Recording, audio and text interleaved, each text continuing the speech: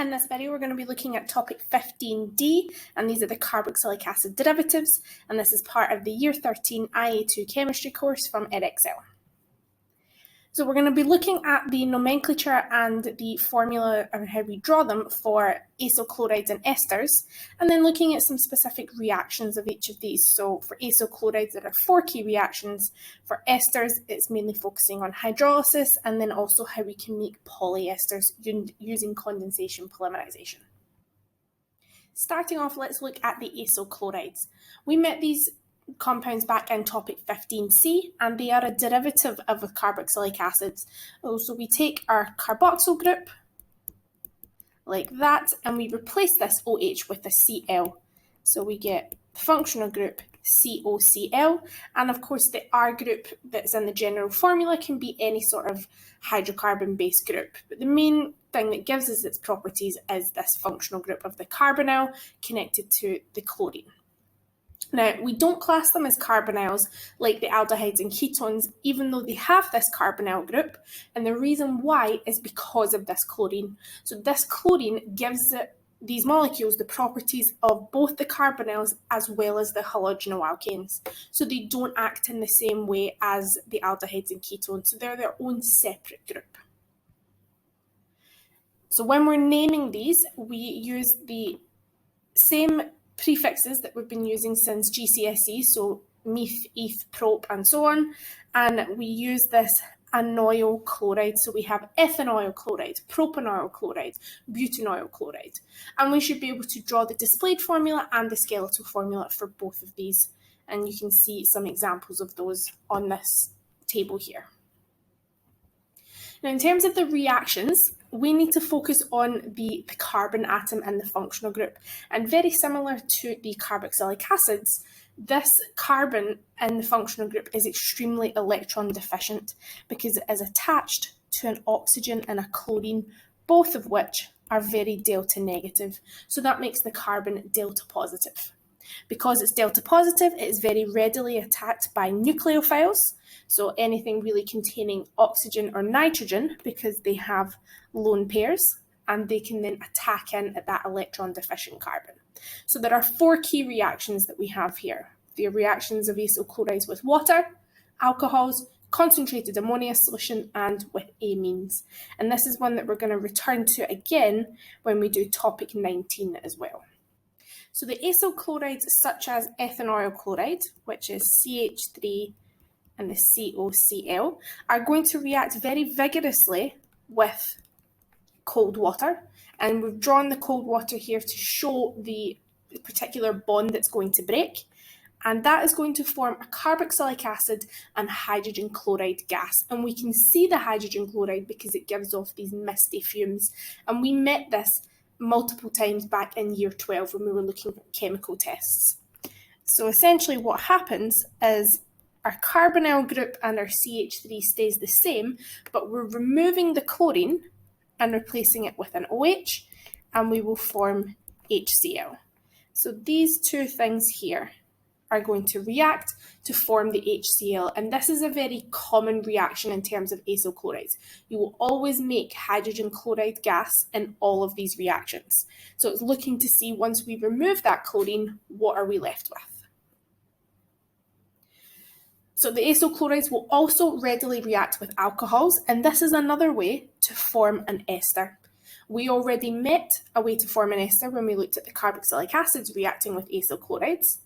And as we've seen previously, these will also make hydrogen chloride gas. So if I have my ethanoyl chloride, and I'm going to react it with ethanol. And again, just to show the bond that's going to break here. And we have the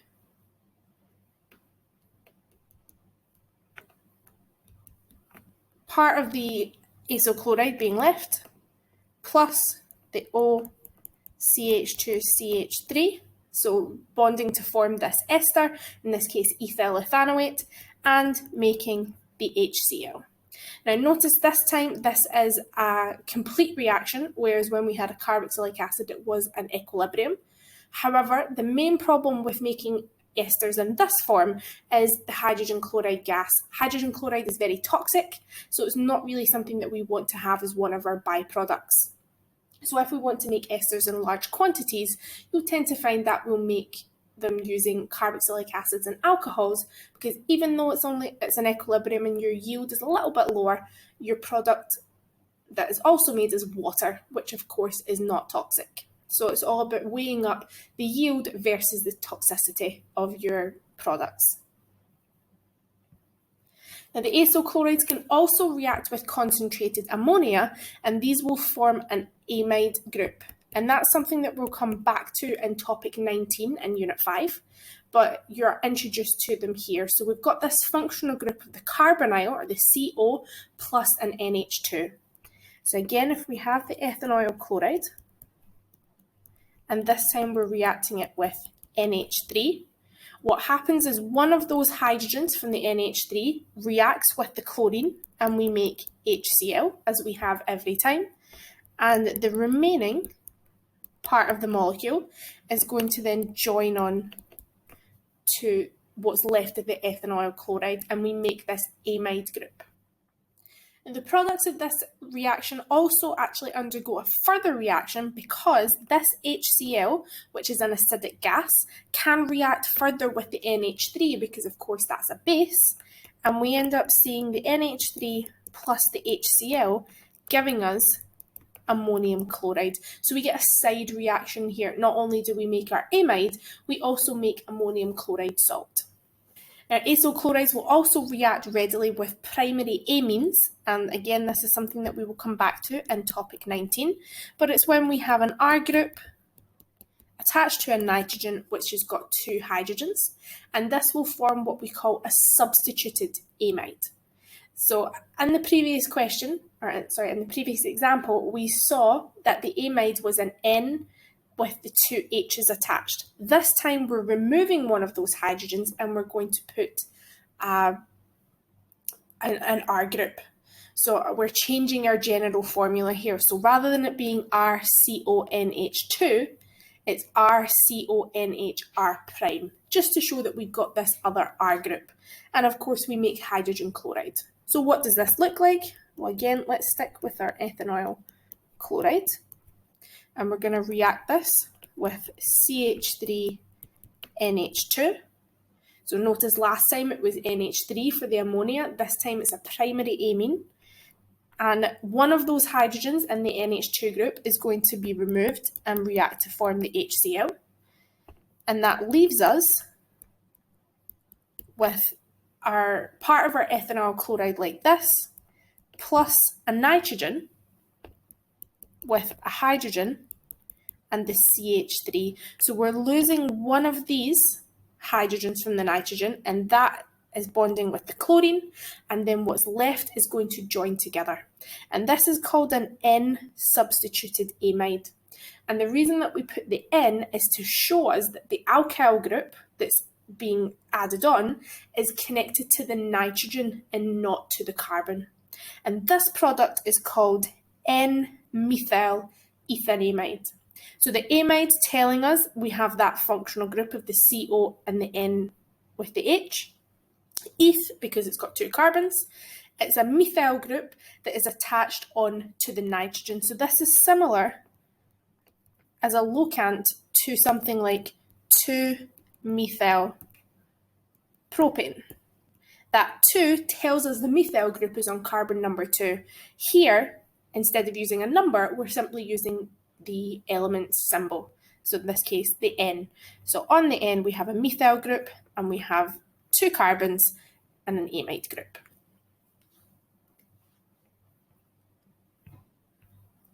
Now, acyl chlorides, as well as reacting with primary amines, can also react with secondary amines. So this time, rather than having 2 hydrogens in an R group, we have 2 R groups and a hydrogen. So we get something like that, R and R'. And these will form a di-substituted amide. And that is going to give us RCONHR. And that, again, with hydrogen chloride gas. So what does this look like? Well, we have our CH3 COCl, the same as we've had each time. And this time, we have a nitrogen connected to one hydrogen and two CH3s. And what happens is what's happened each time previously. This H and the Cl are going to react to form hydrogen chloride gas, and what's left is going to join together. So we get CH3, C double bond O, and then the nitrogen with the two CH3s attached. So the main difference here for a secondary amine is that our product contains two substituted alkyl groups. And this product is known as N,N-dimethyl ethanamide. So the ethanamide hasn't changed. It's got an amide group plus two carbons, but we're showing now that our two methyl groups are both substituted on the nitrogen. So similar to if we had 2,2-dimethyl propane, to say that our two methyl groups are on carbon number 2. This time we're just simply using the symbol, and it would be N and N. This particular reaction does not happen with tertiary amines, so when we have 3 R groups attached to the N, because we must have a hydrogen to be removed in order to react with the chlorine to form the hydrogen chloride. Tertiary amines do not have this, so they do not undergo this particular reaction. Let's now shift on to the second part of the carboxylic acid derivatives, and this is looking at esters. You may have covered esters back in GCSE if you did do triple, and we did mention them in the previous video when we looked at topic 15C, and most commonly being the reaction between a carboxylic acid and an alcohol in the presence of an acid catalyst in order to make these, and our catalyst tends to be dilute sulfuric acid. Now, important part that we have to do here is we have to be able to name an ester. And when we name the ester, it comes in two parts. And the first word comes from the alcohol group. And the second part comes from the carboxylic acid.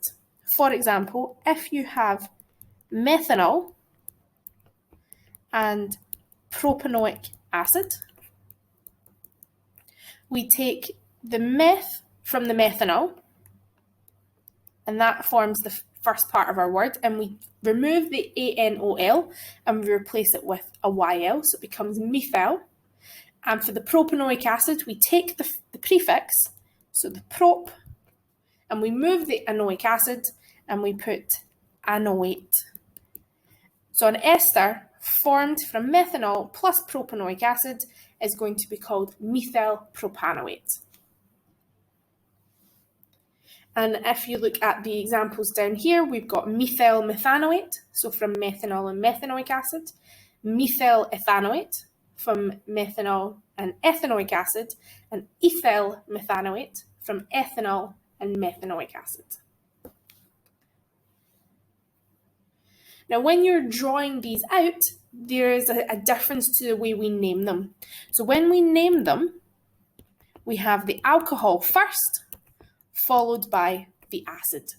However, when we draw them, we should draw the acid part first, followed by the alcohol. And the reason for that is because of the way we draw the functional group.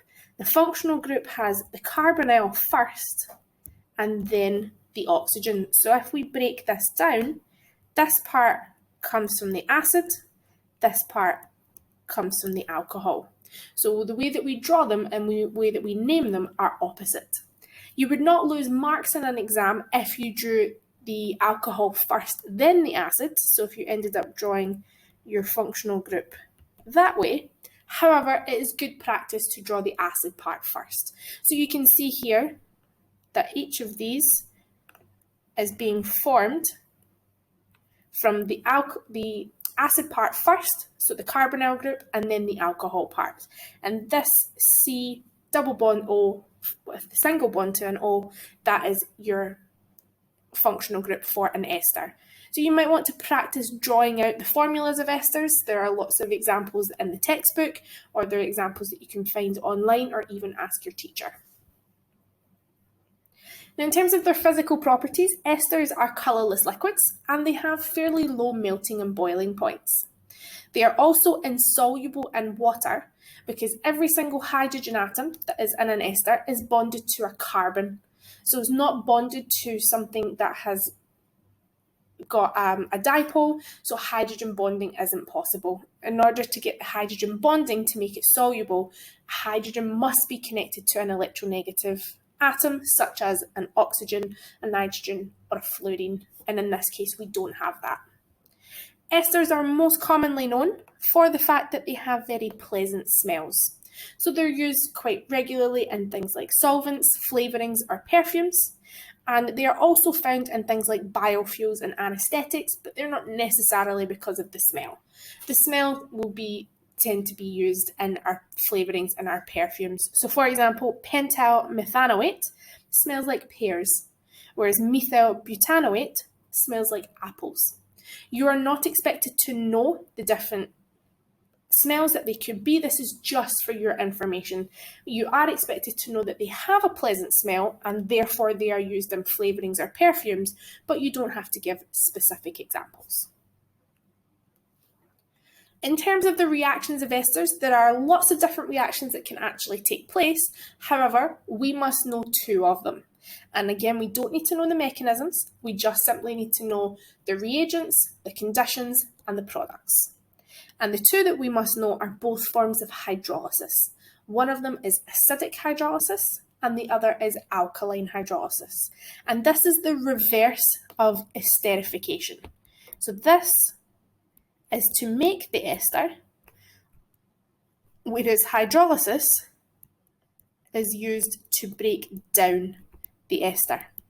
And it's because when we have esterification, we make water as one of our products. When we break it down, we're putting the water back in. So we're breaking up that functional group like that and breaking it down the centre here to go back to our carboxylic acid and our alcohol. And as I said, there are two conditions for this. There is acidic and alkaline.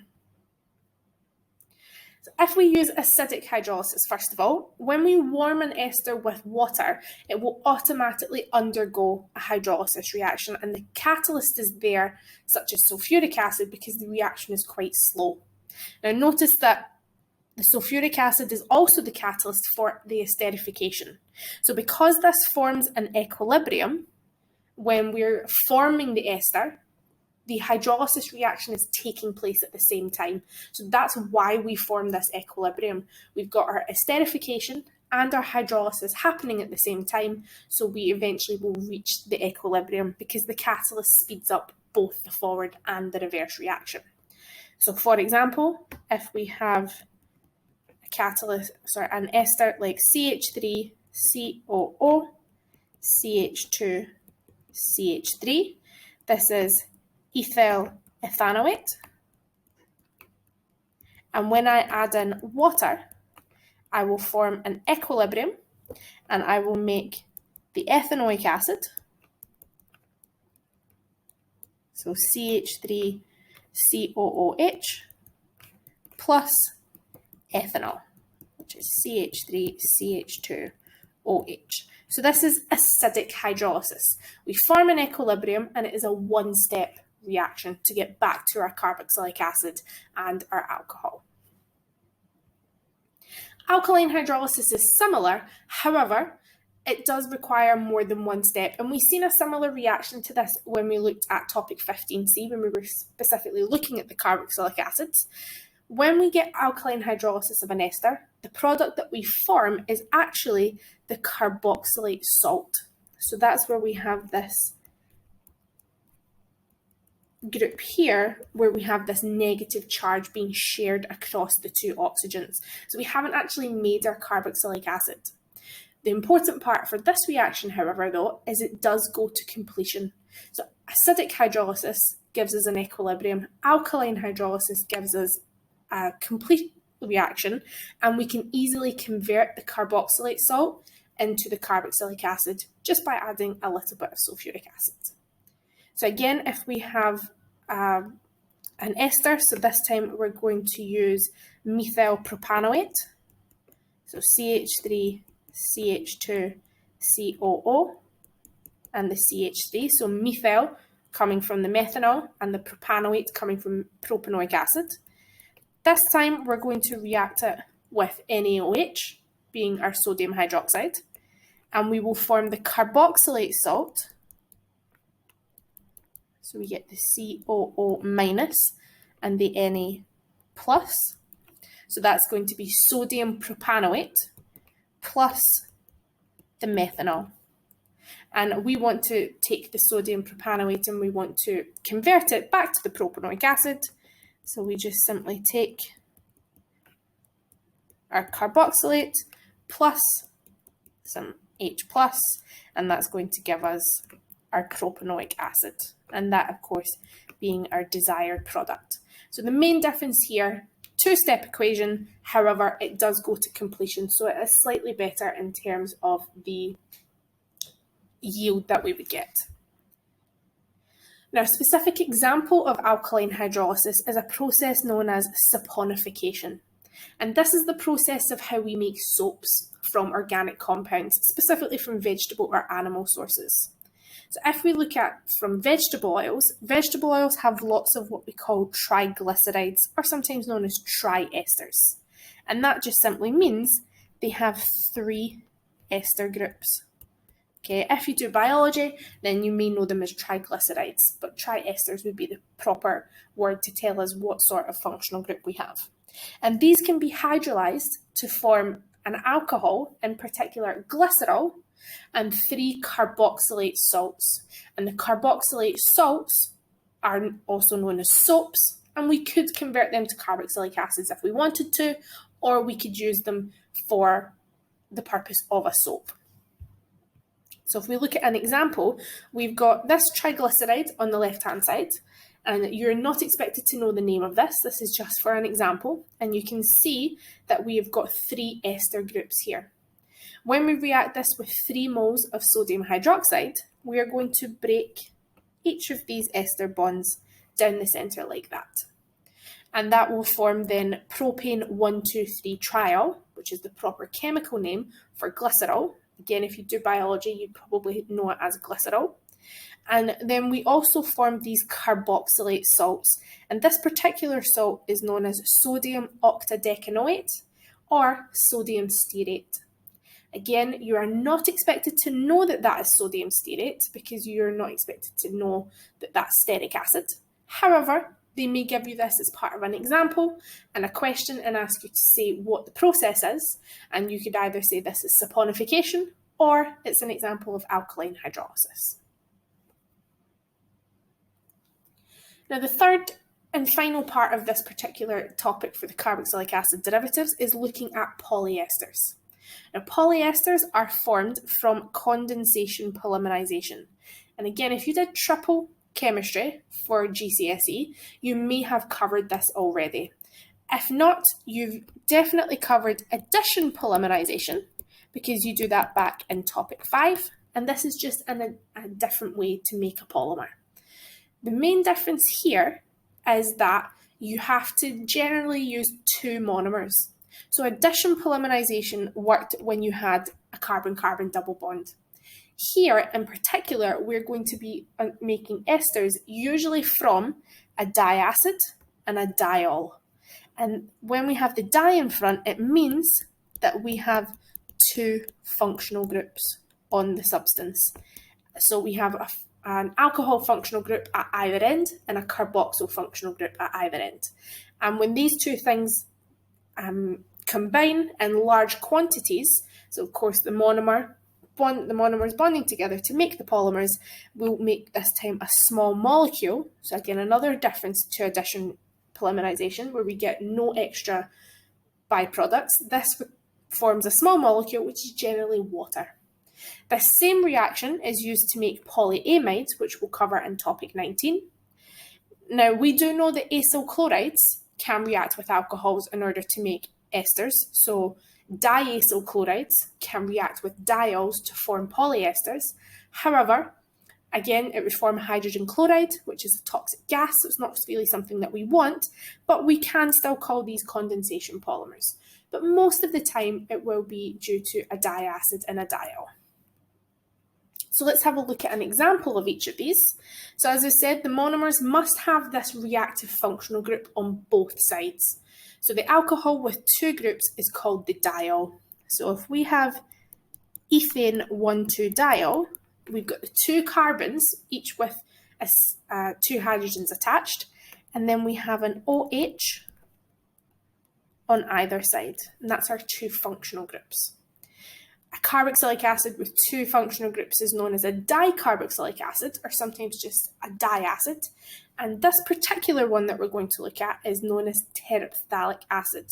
Now, it's something that you've probably never seen before, but that's okay. The examiner may give you something that you've never seen, but the process is the same each time, because the only part that actually takes part in the reaction are the functional groups. So this particular reactant has a benzene ring in the centre, and you'll learn more about benzene when you do topic 18 and why the ring is that particular shape. But all you need to know for now is that they can exist, and that part in the centre could be any R group. It doesn't matter. It's not going to affect the polymer in any way. What actually takes part in the reaction are only the functional groups. So we have our two monomers here, and these two things are going to react to form a polyester. And this is how they do that. So we've got one of our monomers, our diacid, aligned with our diol. We are going to react the OH from the carboxyl group with the H from the hydroxyl group. That's going to be removed and be our water coming out. And then we form this ester group here. Now, because we have the functional groups at both sides, what will also happen is these two will react with additional diacids and diols. So you need to imagine you've got a very long, repetitive, alternating pattern of diol, diacid, and so on and so on.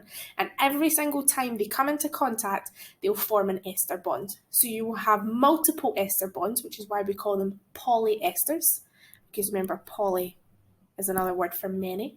So it's a molecule that has many ester bonds. So if we take that polymer and we simplify it, where we're showing just the repeating unit, we have the carboxyl group that has lost its OH, so we're only left with the carbonyl part of it. We have our benzene ring, and then our carbonyl on the other side. That's then bonded to the oxygen as part of the ester group, then a CH2 and a CH2, and that oxygen, or the OH that would be on the other end, loses the hydrogen, and that repeats. So we've got our extension bonds at either side, and we put our square brackets with an N outside, and this is the repeat unit if it's on its own, and as soon as you put the extension bonds and the brackets in the N, then this gives you your polymer, and this particular polymer is known as terylene. Again, you're not really expected to know that's called terylene. They would probably tell you that in the question and ask you maybe to draw it if they give you the two monomers, or they may ask you to draw the two monomers from the polymer. So you should be able to go both directions for this particular question. And lastly, what do we use them for? Well, you've probably come across polyesters every single day of your life. They're used in so many different applications, particularly things like soft drink bottles, so our plastic that we use for bottles, food packaging, but polyesters are most commonly known as being used for things like clothing or duvet fillings or any sort of fibres. As I said, they can also be formed using diacyl chlorides instead of the dicarboxylic acid, but because we make the hydrogen chloride, it's quite hazardous, so we try to avoid this as much as we can, and we'll tend to use a dicarboxylic acid. Let's finish off by looking at some past paper questions. So we want to first of all be looking at the formation of ethanamide and how this is formed in a one-step reaction. Well, it's one that we've actually already looked at, and the ethanamide is going to be formed using ammonia, so we can automatically get rid of C and D, And for a one-step reaction, we need the acyl chloride. So our answer here is going to be B. If we use ethanoic acid with ammonia, we're going to form ammonium ethanoate, not ethanamide. For question 2, the repeat unit of the polymer is shown. Which monomers are used to make this polymer? Well, before we even look at them, we can start to do process of elimination, because if we start from the top and we see that we've got the dicarboxylic acid, but then we have a halogenolalkane, they do not form ester bonds, so it cannot be A. For B, we've got acyl chlorides on both sides, plus alcohols on both sides. We know that acyl chlorides and alcohols can form esters, so that's most likely going to be our answer, but let's just double check. If we go to C, we have acyl chlorides on both sides and carboxylic acids. Well, those two things together don't form esters. And for D, we have a carboxylic acid on one side and an ester plus acyl chlorides. Again, that can't form more ester bonds, therefore our answer must be B. So without even looking at the structures, we're simply only looking at the functional groups and we can get the answers here. For question 3, we've got a compound that's present in some vegetable oils, and the question is asking which alcohol is produced. The answer to all of these, anytime that you have a triglyceride or a triester, you will always form propane 1,2,3-triol or glycerol is its alternative name. That is always the answer to a question like this. Now we're looking at some reactions of butanoic acid, and you may recognise this from the 15C video where we're focusing on the carboxylic acid reactions. Now we're wanting to look at the different derivatives. So we want to look at one advantage and one disadvantage of preparing methyl butanoate, so an ester, using reactions 1 and 2 as opposed to reaction 3. So for reaction 3, this is the alcohol and the carboxylic acid, whereas reactions 1 and 2 is using the acyl chloride plus the alcohol. So one advantage is that the reaction goes to completion, or the reaction is not an equilibrium, something like that, or it does not require a catalyst, anything to do that point. A disadvantage, well, the main disadvantage is the fact that hydrogen chloride gas is formed, and that gas is toxic or corrosive. Okay, that's the main disadvantage here, is that we form this toxic hydrogen chloride gas. Now we're looking at esters. We've got the esters ethyl ethanoate and methyl propanoate are structural isomers because they have the molecular formula C4H8O2. And now we want to draw the skeletal formula for the two other ester isomers. Now, most importantly, it's talking about skeletal. You may wish to draw out displayed, first of all, on maybe a scrap piece of paper in the exam, and then if you draw on the paper, make sure to score it out, or if it's on a scrap piece of paper, that's fine. But we want to then convert it into skeletal. So we've got ethyl ethanoate, so coming 2 carbons from the acid, 2 carbons from the alcohol. Methyl propanoate is 1 carbon from the alcohol, 3 from the acid. We could flip it and have 1 from the carboxylic acid and 3 from the alcohol, and we could have propyl methanoate. So that's our first ester. So we've got our double bond like that, bonding into our oxygen. So we have our ester group here, and that would only have a hydrogen. And then we've got 1, 2, 3 carbons to show that that is propyl methanoate. So if we had that as displayed, it would look something like that. But of course, make sure if you do draw this, that you then score it out, because you want the skeletal to be your marked answer. And then the alternative ester is this time one that we've not really come across and we wouldn't be expected to name, but it's using the same structures. However, this one that we've drawn already would come from propan 1-ol. We can also make an ester from propan 2-ol. So if we had the same thing, but this time we have something like that, because the OH group would be on the second carbon.